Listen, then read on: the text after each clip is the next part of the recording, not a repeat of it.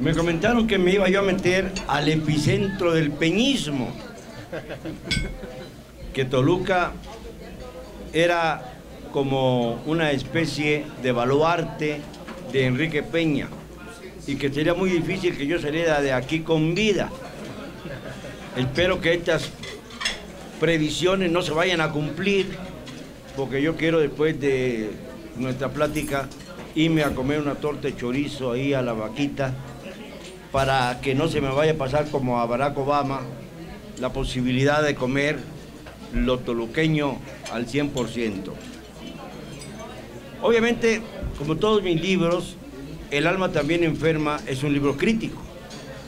Un libro crítico que me dio tiempo, además, de actualizar con los acontecimientos dramáticos de Tlatlaya y Ayotzinapa, por los cuales me gustaría mucho, antes de comenzar esta disertación, que tuviéramos, todos los que estamos aquí, 15 segundos, no más para no molestarles mucho, 15 segundos de silenciosa reflexión de pie.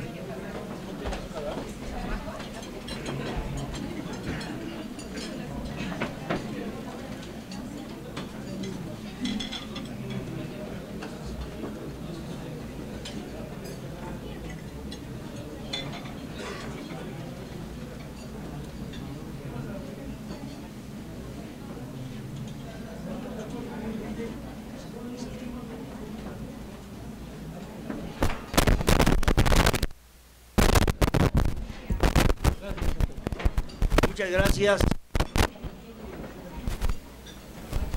Era necesario este preámbulo, sobre todo aquí en Toluca, para que se escuche muy bien que los mexicanos ya no están dispuestos a seguir soportando actos de barbarie, y que si el gobierno ha sido ineficaz, no puede continuar al frente del Ejecutivo un personaje que no gobierna, no sabe gobernar y que le ha salido el país por las manos. Se le ha caído el país por las manos. Lamentablemente es mexiquense. No todos los mexiquenses han salido tan malos. Hay algunos como don Adolfo López Mateos, que fue presidente de la República, del que guardo feliz memoria. Pero este que nos enviaron ahora, francamente, hace rato que cayó en el despeñadero, como dije en mi primer libro sobre este personaje. Y ahora pues tenemos una situación crítica, alarmante, con las posibilidades, todas las que se quieran, dispuestas para una transición política que va a ser caótica y crítica. ¿Qué nos espera? Tenemos un mandatario federal enfermo de poder y enfermo físicamente. Tenemos a un ejército brutalmente dividido, un ejército en el que el secretario de la Defensa Nacional, Salvador Cienfuegos, nos dice que las críticas no van a amedrentar al ejército. Los que debíamos estar amedrentados somos nosotros. Pluma contra AK-47, ¿cuál gana? Es absurdo que se diga que el secretario de la Defensa Nacional esté amedrentándose por los señalamientos que se están haciendo. Esto me parece verdaderamente ridículo. Pues bien, pero es revelador de que hay una crisis institucional muy severa en el ejército mexicano. Desde hace 2 días o 3, a través de las redes sociales, he estado recibiendo muchísimos mensajes, pero muchísimos, estoy hablando de unos 400 mensajes, en donde se habla de un golpe de Estado inminente. Esto no es ya un juego, esto ya es una situación de alto riesgo. Yo no votaría por un golpe de Estado, y mucho menos de carácter militar, porque la historia nos revela que las dictaduras militares suelen ser terriblemente duras, terriblemente represoras, terriblemente asesinas. Yo más bien pienso que el cuadro gobernante tendría ya que pensar en la posibilidad de atemperar el rencor profundo y la crispación que hay en todo el país con una salida digna. La salida la tiene muy a mano. Está enfermo el presidente. Está enfermo de un cáncer que se le fue desarrollando paulatinamente y por el que ha sido intervenido ya 2 veces. Cuando dejó el gobierno del Estado de México, ya antes de ser precandidato presidencial, y en julio del año pasado, en el que también fue operado de nódulos tiroidales que tienen, obviamente, como causa la expansión de las células cancerígenas. Esto no es juego, pero lo grave es que se nos ocultan las cosas. Por ejemplo, ¿cuánto tiempo tardamos en conocer lo que había pasado en Tlatlaya? 3 meses, 90 días, y tuvieron que ser los de la AP y los de una revista americana, Square, los que vinieran a México para decirnos, oigan, tenemos noticia de que se acribillaron a 22 personas en Tlatlaya, Estado de México. Y ahí fue donde comenzó a verse que en San Pedro el Limón había ocurrido una tragedia apocalíptica. Y luego vendría lo de Ayotzinapa.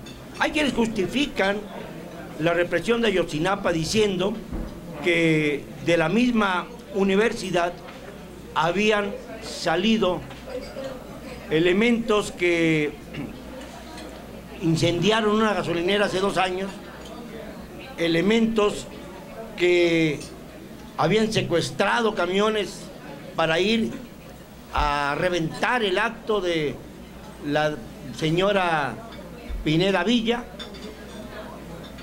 y que esto era motivo suficiente para encarcelarlos, perseguirlos, reprimirlos, matarlos, incinerarlos, etc. Todo esto es desorbitado y es prueba de que en nuestro país no hay un verdadero control político.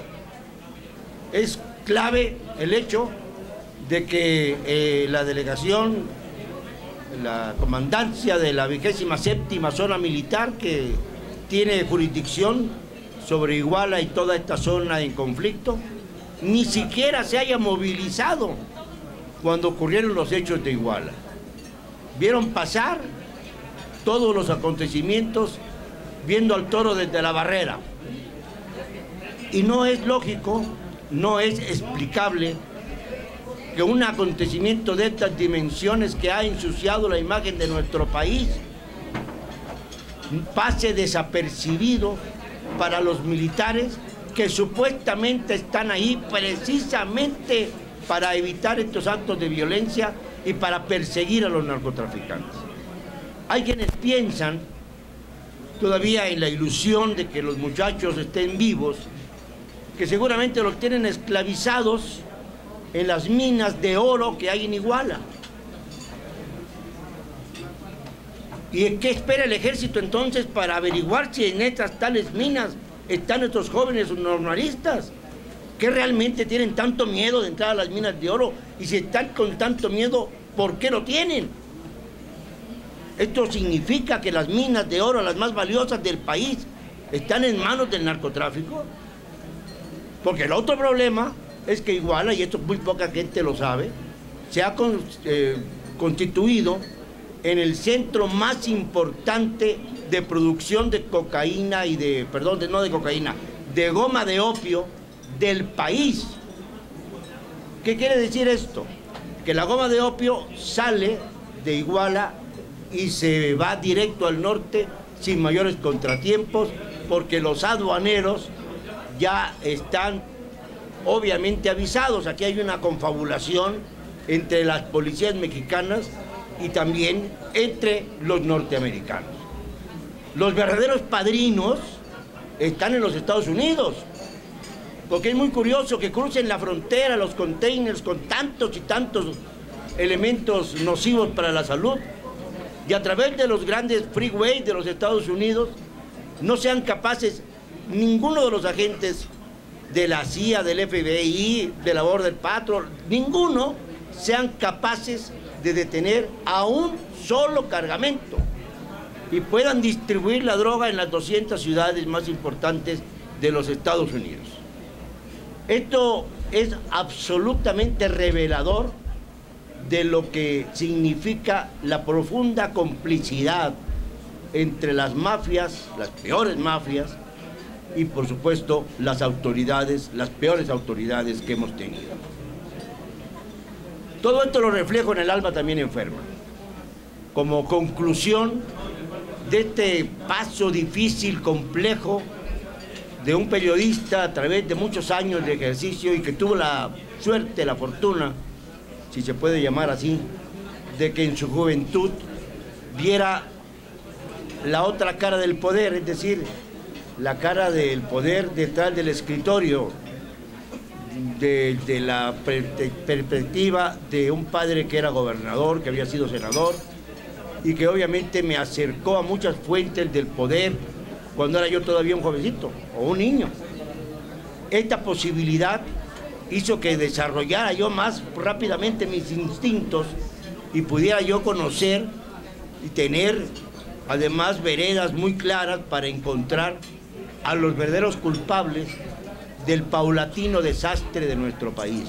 Un desastre que no tiene lugar, que no debía tener lugar, porque somos un país lleno de recursos, somos un país lleno de posibilidades y lamentablemente para todos nosotros, lamentablemente, hemos desperdiciado, dilapidado brutalmente.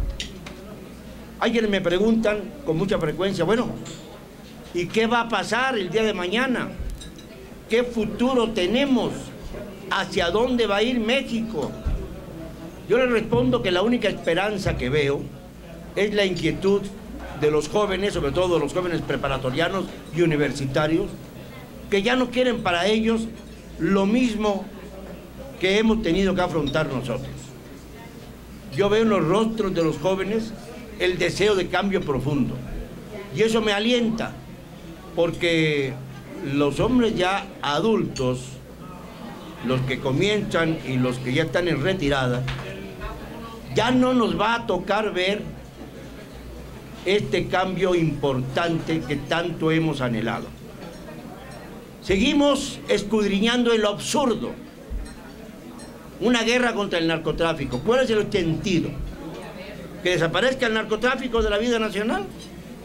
Si desaparece el narcotráfico de la vida nacional, les comunico que hay información del CISEN muy clara en el sentido de que si desapareciera por completo el narcotráfico en nuestro país, la economía de los Estados Unidos, la de los Estados Unidos, descendería abruptamente en un 18%. Para tener una idea de la catástrofe, basta decir que en México, cuando se ha producido la peor crisis, esta solamente llegó al 4 o 5% de caída de la economía. Pero esto no es lo más grave, porque si en Estados Unidos desciende a 18% de la economía, ¿cuál sería el resultado en México según otros informes de CISEN?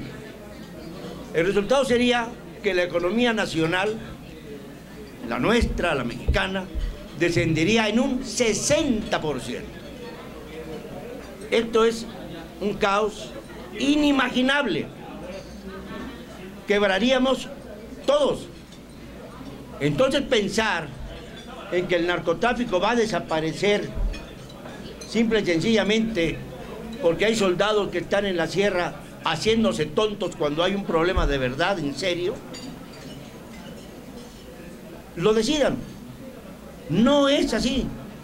El narcotráfico no lo vamos a ver superado en muchísimas décadas. Está profundamente infiltrado en el poder. La mayor parte de las primeras familias que han sido, tienen a uno, a dos miembros de ella involucrados en el narcotráfico. Todos, desde la época de Echeverría. Rubén Zuno, que el cuñado de Echeverría, murió en una cárcel de Texas. Y por ahí seguimos la historia.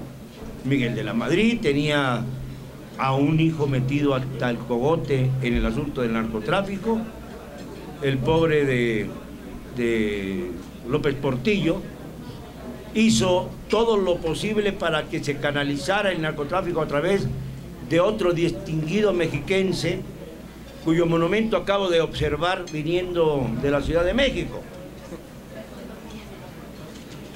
Le ponemos monumentos a los grandes capos de nuestro país. ¿Cuándo vamos a analizar la historia de verdad? ¿Cuándo vamos a hablar en serio de lo que está pasando en México? ¿Cómo es posible que haya un monumento para un capo? Eso era Juan González. Y se lo dije muchas veces en su cara, porque aunque tenía yo el privilegio de tener acceso al profesor, nunca dejé de cuestionarlo y de señalarlo por estas barbaridades. Y aquí lo honran casi igual que a Zapata, en la misma avenida cuando menos. Esto ya no es razonable. Tenemos que contar ya con una conciencia colectiva que nos permita sanar el alma enferma de México. Por eso escribí este libro, haciendo una especie de relatoría personal a partir de los acontecimientos que me tocó atestiguar desde adentro y desde fuera del sistema político mexicano. Cómo fueron ocurriendo hechos que me electrizaron en su momento. Por ejemplo, en 1968, yo era alumno en aquel entonces de una preparatoria, el JUM, en la Ciudad de México, y como todos los jóvenes en aquella época sufrí las consecuencias de eso, de ser joven. A pesar de que mi padre era un aspirante al gobierno de Yucatán, senador. En aquella época recuerdo una escena que fue la que comenzó a hacer sangrar esta alma mía, que realmente, como la de México, se ha ido enfermando paulatinamente. Llegó mi padre y me dijo: hoy el Senado de la República ha firmado una declaración conjunta apoyando a Díaz Ordaz por los acontecimientos de 1968, el 2 de octubre. No me quedé callado unos segundos. Quiero decirles que yo respetaba y quería profundamente a mi padre, y lo quise hasta el último día de su existencia y más allá. Me quedé callado y le contesté a los pocos segundos o minutos, no sé qué habrá pasado ahí, porque nos quedamos como congelados. Y le pregunté: ¿y qué hubieras firmado tú si uno de los muertos hubiera sido yo? Porque esa posibilidad cabía. Me acuerdo que mi padre me estrechó profundamente y los dos lloramos en silencio un rato, sin volver a tocar el tema jamás. Pero esto fue marcando también mi alma de periodista, de escritor y sobre todo de mexicano. ¿Cuánto sufrimos a partir de entonces? Luego me tocó ya más de cerca el 71. Ahí sí estuve yo con mayor participación, ya siendo mi padre gobernador de Yucatán. Para mí era un dilema, porque cuando ocurrieron, después de algunas semanas, pues corrieron las historias, empezamos a notar las ausencias en la universidad de compañeros nuestros. Mi padre me pidió que yo lo acompañara junto con la delegación de Yucatán a ver al presidente Echeverría. Y para mí era casi una tragedia esta situación, porque yo aborrecía lo que había hecho Echeverría. Pues me obligaron, y ahí voy.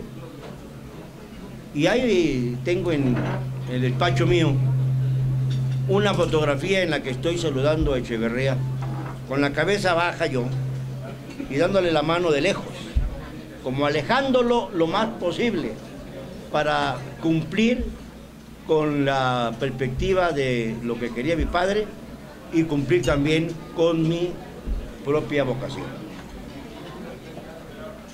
Veo que ya comienzan a incomodarse algunos y se empiezan a ir. Esto ya es dramático. Señal de que en efecto hay mucho peñismo aquí. mucho peñismo. Ya que hay unas 2 sillas aquí para aquellos que quieran ocuparlas, si es que se animan, a menos de que deseen perder algún tipo de canonjía económica. Ya los que se levanten de aquí estarán estigmatizados por mí como elementos que están en las listas del gobierno del Estado. Así que ya saben, ahora se aguantan.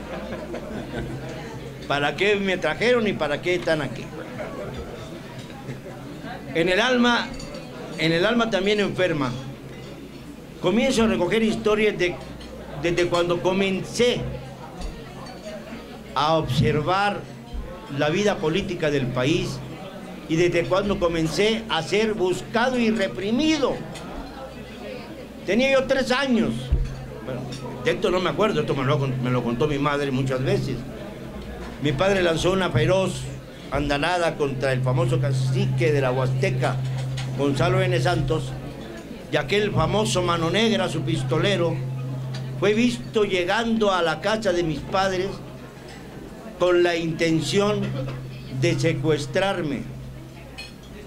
Los vecinos salieron a defender a mi madre, que estaba en ese momento sola, porque mi padre estaba en el periódico El Mundo de Tampico, el que dirigía, que comenzó a dirigir precisamente a la muerte y asesinato del antiguo director, el señor Villasana, que era el director del Mundo. Fue asesinado por un jefe de policía y en esas circunstancias llegamos nosotros con mi padre a dirigir el periódico y nosotros a acompañar. Entonces, para don Gonzalo N. Santos le fue muy fácil mandar a Mano Negra que me agarrara, pero resulta que los vecinos pusieron una barricada y aquello no se consumó. ¿Quién sabe cómo me hubiera ido a mí en la vida si me hubiera secuestrado Mano Negra y me hubiera llevado al rancho de don Gonzalo? Siempre me lo he preguntado. A lo mejor, como él tenía un hijo torero, rejoneador, pues a mí se me hubiera dado el asunto de la torería, que no está mal. Y a lo mejor, pues tendría yo que estar pensando en si hay vida después de la muerte o no. Porque estoy convencido de que si existe un infierno, Gonzalo N. Santos debe estar tatemándose hace varios años. Pero si no existe ese infierno que nos han dado tantas veces a conocer a través de distintas doctrinas, entonces qué envidia me causa la buena vida que se dio este condenado. Porque fue un hombre que tuvo todo a partir de los palenques de gallo y acabó siendo un gran cacique, como nunca lo ha habido en nuestro país, el mayor quizás, más comparado con el chihuahuense Terrazas, que se sentaba entre los gobernadores durante cada informe de gobierno y que además tenía en su oficina, que yo conocí posteriormente en el Pedregal de San Ángel, una inmensa escultura del demonio. Yo francamente cuando entré y vi al demonio ahí, pues sí, como que dije, esto pues va a ser como una misa negra o algo así, ¿no? Y le pregunté a don Gonzalo, oiga, ¿y a qué se debe que tenga usted aquí al maligno presidiendo su despacho particular? Y me comentó, mira, te voy a contar la historia. Ahí en la Huasteca hay un pueblo que se llama Tampomolón, en San Luis Potosí. Y resulta que ahí me encontré con un administrador sinvergüenza. Entonces lo mandé colgar de un árbol para castigarlo por sus raterías. Pero el pueblo se me alebrestó. Y entonces supe que por ahí había un artesano que le hacía mucho al tallado de madera y me lo agarré. Lo metí al templo, corté el árbol del arrucado y con ese árbol y con esa madera hizo la figura del santo patrono Santiago, que era venerada en toda esa región de San Luis Potosí.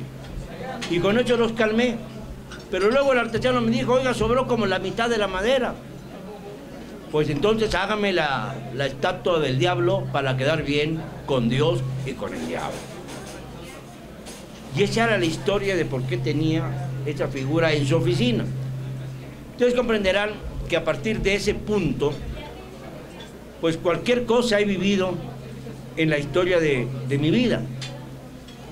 En este libro trato de hacer entender al lector, a los que estén interesados, cómo se va desgastando la figura de un periodista, cómo se va enfermando por las jornadas de la vida política y también por las jornadas personales.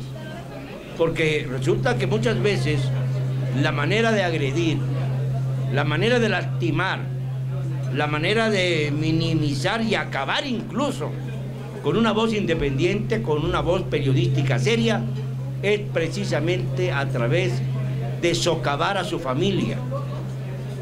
Es también como consecuencia de esta actividad como se destrozan los hogares familiares, donde se destroza el núcleo familiar y nos hacen más débiles ante el poder. Hubo alguna vez un editor de los que eran decentes, no los que ahora están en las grandes editoriales, que son unos sinvergüenzas, que están dispuestos a tomar el dinero otra vez de las Indias para llevárselo a España. Ahí les platicaré todas mis experiencias al respecto. Rogelio Carvajal, mexicano, un editor importante, me dijo un día: recuerda que morirte no es lo peor que puede pasar. Aquello me estremeció, porque entendí perfectamente lo que significaba. Yo la verdad no le tengo miedo a la muerte, me preocupa un poco el tema de la tortura, ¿no?, que puede anteceder a la muerte.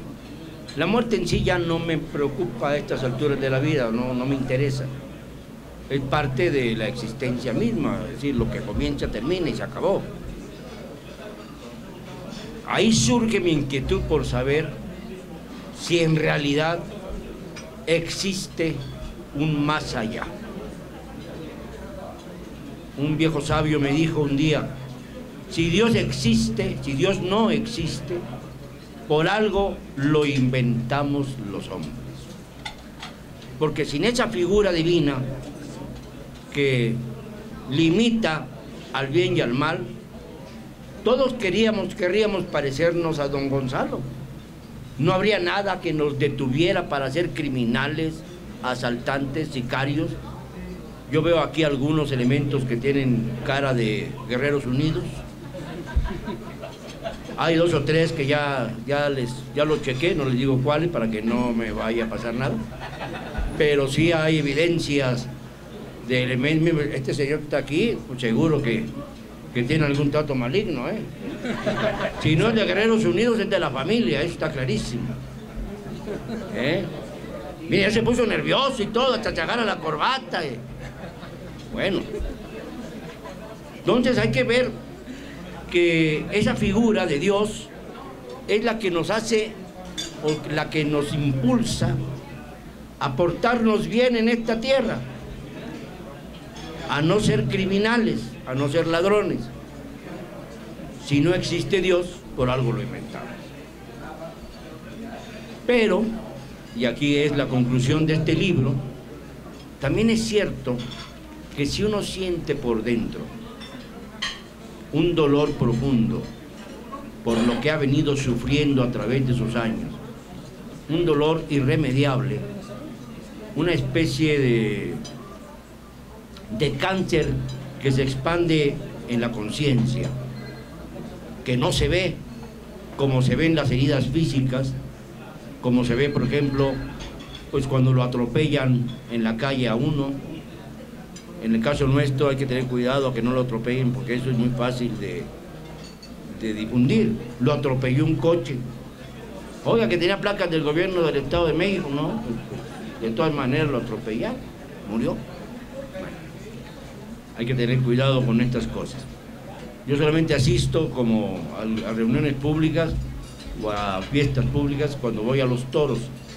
y ya como no va casi nadie, pues entonces no hay ningún problema. Y además todos los que están alrededor mío son amigos míos, así que no hay problema. Pero si sentimos ese dolor interior, si sentimos ese agobio interior, cada que hacemos recuerdos, cada que nos damos cuenta de que hemos perdido mucho en el camino, sea por nuestra profesión, sea por nuestro carácter, sea por nuestra actitud frente a la vida, eso significa que el alma, aunque esté enferma, existe. Y si existe, entonces también la eternidad existe.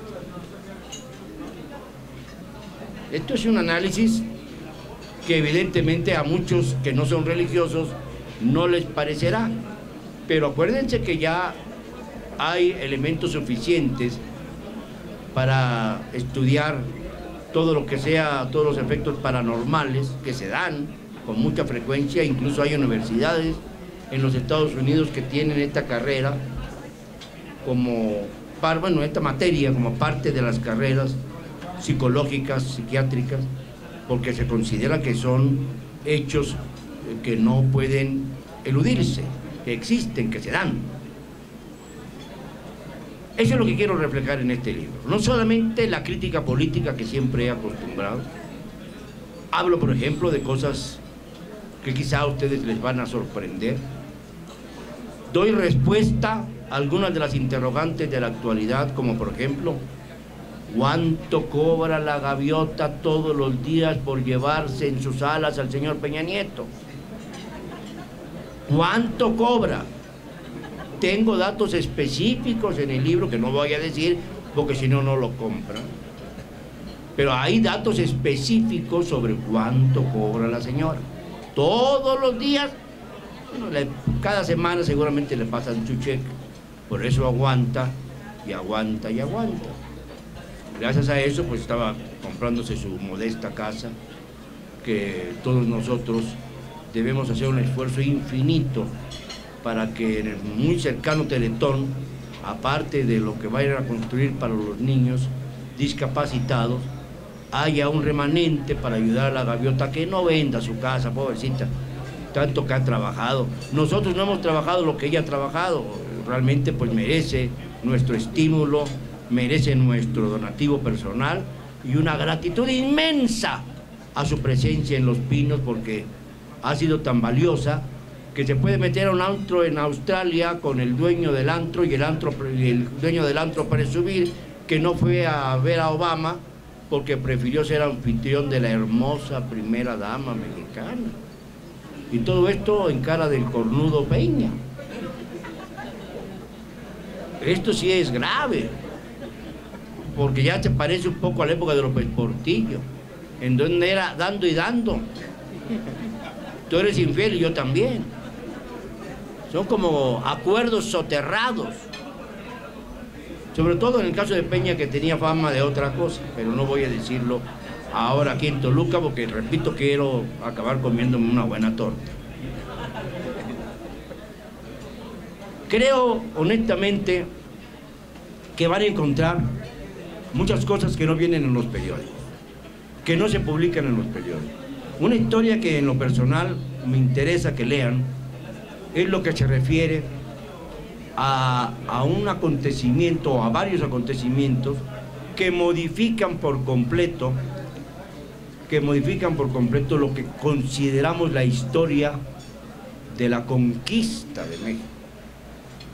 Allá en España siguen hablando de la conquista, aquí ya se habla del encuentro entre dos mundos con una increíble e intolerante cursilería. Pero resulta que quienes fueron conquistados fueron aquellos, no nosotros. Y que los Borbones, como este señor Felipe VI que dice gobernar España, tienen más sangre mexicana que borbónica. La respuesta está en... Por ahí hubo un coronel al que yo le tengo una ley buena, don Ramón Corona, que era de Sinaloa, que tiene mucho que ver con esto que les acabo de decir. Hay que descubrirlo.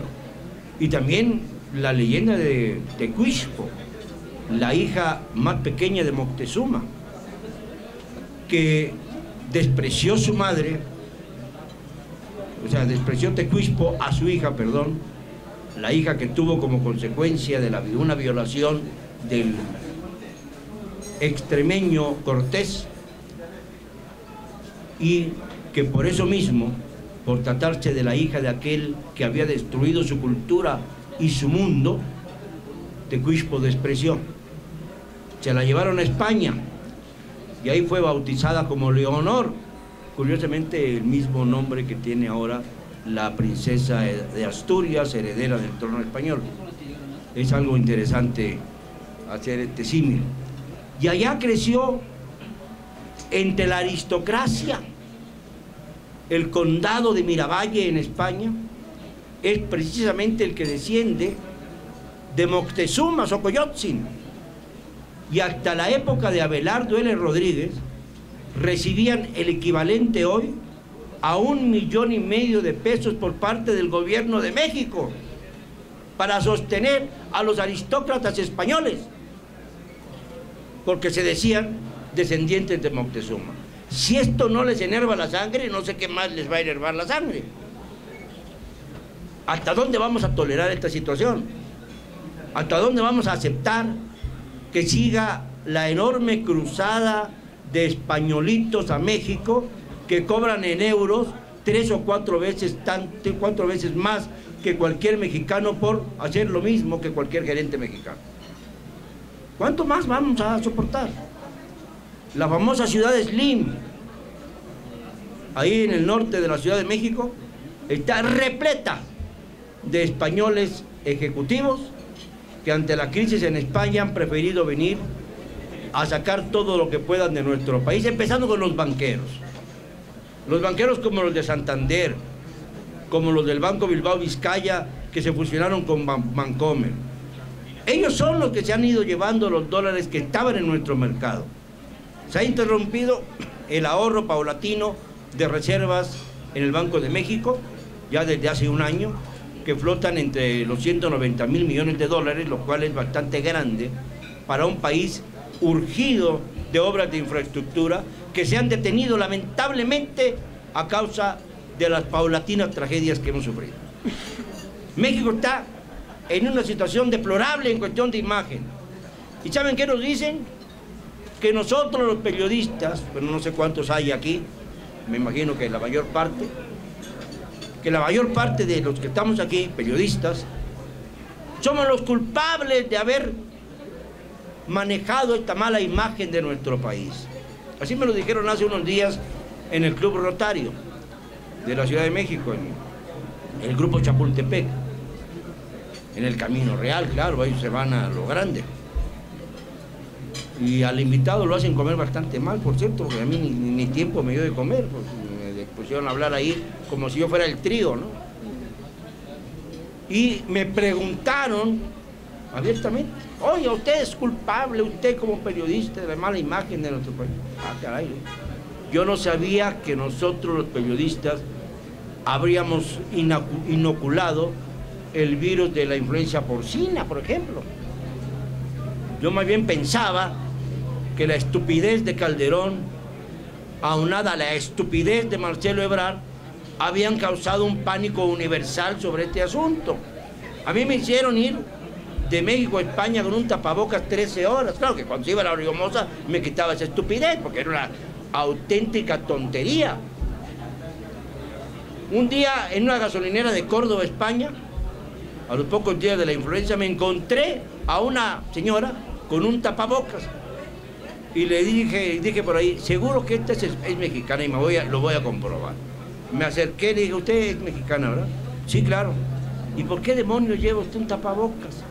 Es que me dijeron en el aeropuerto Barajas, en Madrid, que todos los mexicanos tenemos que tener un tapabocas mientras dure nuestra excursión aquí a España. Digo: señora, es una idiotez, es absurdo. Si usted no tiene influenza, ya no la tuvo. Quítese el tapabocas, que eso sí es denigrar a México. Y así por el estilo. Parecíamos como que estábamos en el nuevo valle de los leprosos. Esa es la imagen que dio, no los periodistas, que dieron aquellos que cerraron los restaurantes, que abatieron la comunicación, y también en esto intervino el señor Peña, cuando era gobernador del Estado de México, no lo olvidemos. Peña, Marcelo Ebrard y por supuesto la bestia esta de Felipe Calderón. Todos ellos estuvieron involucrados. También somos culpables, les dije, de la matanza de Tlatlaya. Ahora resulta que nos dan a los periodistas uniformes militares para ir a matar civiles en San Pedro del Limón. O bien de la persecución a los normalistas desaparecidos, que todos sabemos que están muertos, también es responsabilidad nuestra. Eso fue el jueves 20 de noviembre. Y les comunico que todavía hay hechos que se están dando en nuestro país, de los que muy poco se difunde. Por ejemplo, hoy mismo, 20 de noviembre, les dije hace unos días, acaba de ocurrir una tragedia en Veracruz. En Veracruz se llevan adelante los Juegos Centroamericanos y del Caribe. Y resulta que en Veracruz, ese día, un comando armado mató a 7 personas e hirió a 5 más, y nadie habló del asunto. No encontré la nota en ningún periódico, no se dijo nada en televisión, no se dijo nada en radio. Solamente en la información internacional pude encontrar el referente. ¿Cómo puede ser que pretendan seguir ocultándonos lo que está pasando en nuestro país como si todos fuéramos unos ingenuos, unos retrasados mentales? Pues ya es hora de decir ya basta. Ya es hora de decir hasta aquí. Porque si tenemos el alma tan enferma, tenemos la obligación de intentar curarla un poquito, aliviarla, poder respirar más hondo y llegar al final del camino. Sería terrible pensar, cuando nos llegue la hora final, que por tantos años de esfuerzo y de lucha, ni siquiera fuimos capaces de legarle a los que vienen detrás de nosotros un país menos infectado, menos inmoral, menos corrupto, menos agobiante y menos violento. Me da vergüenza ante mis hijos y ante mis nietos, que están muy chiquitos, pensar en que el trabajo de tantos años resulte inútil, el de ustedes, nuestro. Pensar que el esfuerzo por la democracia que algunos iniciaron no sirvió para nada. Pensar que hemos retrocedido violentamente en la historia hasta llegar a niveles solo comparables con los que había antes de la Revolución Mexicana. Cuando, por ejemplo, la huelga de Cananea en Sonora fue una de las chispas de la Revolución Mexicana. Y 100 años después, casualmente, vimos cómo volaban 65 mineros en Pasta de Conchos, Coahuila, porque seguían trabajando en las mismas condiciones que 100 años antes. Les recomiendo que lean la sucesión presidencial en 1910 de Madero, pero sin pensar que se trata de una crónica histórica, pensando que se trata de un bestseller moderno. Y verán que la radiografía que hace Madero de hace ya 106 años podría corresponder perfectamente a la situación actual. ¿Dónde han estado los mexicanos de todos estos lustros, de todas estas décadas, para evitar que un país tan rico y bondadoso como el nuestro se haya convertido en un botín de sinvergüenzas? ¿Cuándo lo vamos a impedir? ¿Cuándo vamos a acabar con todo esto? ¿Cuándo vamos a ser capaces de cumplir con nuestro deber sin miedo? Yo les exhorto a eso, a curar su alma, dejando a un lado el miedo y enfrentando la verdad. Debe terminarse el sistema político mexicano como está ahora. Debe irse Peña del poder. Debemos ir hacia un parlamentarismo auténtico. Debemos ir hacia una nueva situación política que por lo menos nos dé un respiro. Hay quienes me preguntan, bueno, y si se va Peña, va a regresar Manlio Fabio y va a ser peor. Vamos por pasos. Esto tiene que ser por pasos. No podemos ver cuáles van a ser las consecuencias en 20 años. Pero sí puede verse que si no se pone un hasta aquí al gobierno actual, va a llegar más temprano que tarde la violencia. La situación actual se está poniendo muy parecida a la de 1968. Yo ya lo viví. ¿Qué queremos? ¿Que lleguen a la plaza, a una emboscada, a cualquier plaza del país, y maten a los civiles para acallar la voz de la sociedad civil? ¿Vamos otra vez a ese escenario tan turbio y tan negro? ¿Vamos a permitirlo? ¿O vamos a actuar como seres humanos responsables que no desean por ningún motivo tanto daño y tanto mal para México? Por eso escribí El alma también enferma y por eso me atreví a venir a Toluca el día de hoy. Muchas gracias.